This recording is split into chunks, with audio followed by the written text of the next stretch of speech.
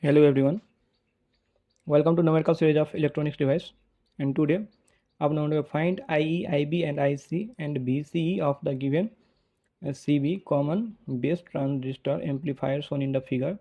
Also draw the DC load line and locate the Q point where alpha equal to 0.9, and this is the circuit diagram.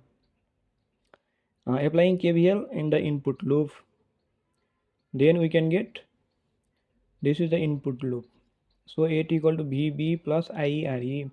Then you can get IE equal to 3.65, and you know IC equal to alpha IE plus IC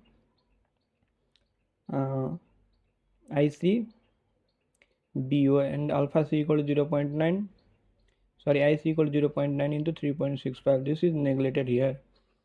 So IC equal to 3.28 milliampere. But we know IE equal to IC plus IB.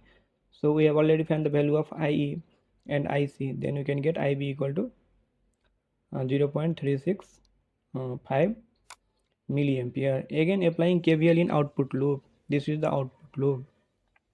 So 20 equal to ICRC plus BCB. So BCB equal to 6.86. Put all the value of ICRC and we can get BCB equal to 6.86 volt. ICQ equal to 3.28, already fine, and BQ equal to 6.86. And this is the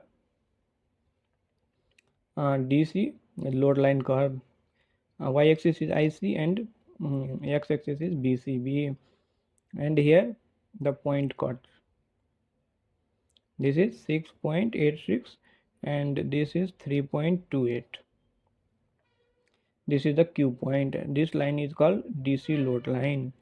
The DC load line of CB configuration is given above. This is the DC load line. Then we have BCC equal to ICRC plus BCB. When IC equal to 0, BCB equal to 20. And when BCB equal to 0, IC equal to RCC upon